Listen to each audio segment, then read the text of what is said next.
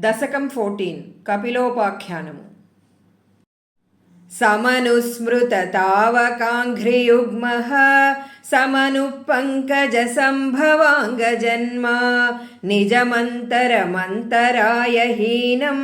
चरितं ते कथयन् सुखं निनाय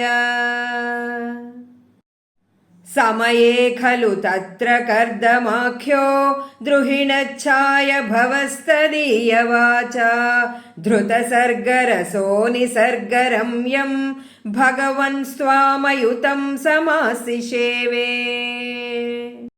गरुडोपरि कालमेघकम्रं विलसत्केळि सरोजपाणिपद्मं हसितोल्लसिताननं विभो त्वं वपुराविष्कुरुषे स्म कर्धमाया स्तुवते पुलकावृताय तस्मै मनुपुत्रीं दयितां न वापि पुत्रीः कपिलं च सुतं स्वमेव पश्चात् स्वगतिं चाप्यनुगृह्य निर्गतो भूः समनुस्सतरूपया महिष्या गुणवत्या सुतया च देवहूत्या भवदीरितनारदोपदिष्टः समगात् कर्दममागतिप्रतीक्षम् मनुनोपहृतां च देवहूतिं तरुणीरत्नमवाप्य कर्धमोऽसौ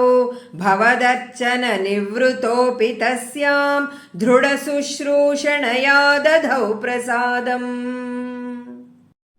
स पुनस्त्वदुपासनप्रभावात् दयिता कामकृते कृते विमाने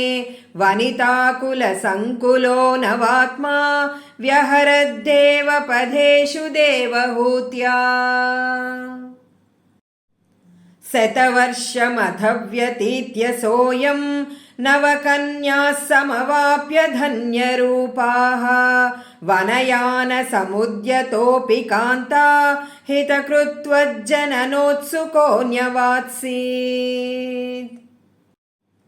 निजभर्तृगिरा भवन्निषेवा निरतायामध देवदेवहूत्यां कपिलस्त्वमजायधा जनानां प्रथयिष्यन् परमात्मतत्त्वविद्याम्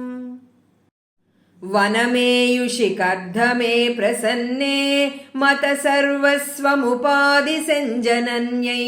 कपिलात्मकवायुमन्दिरे स त्वरितं त्वं परिपाहि मां गदौघा।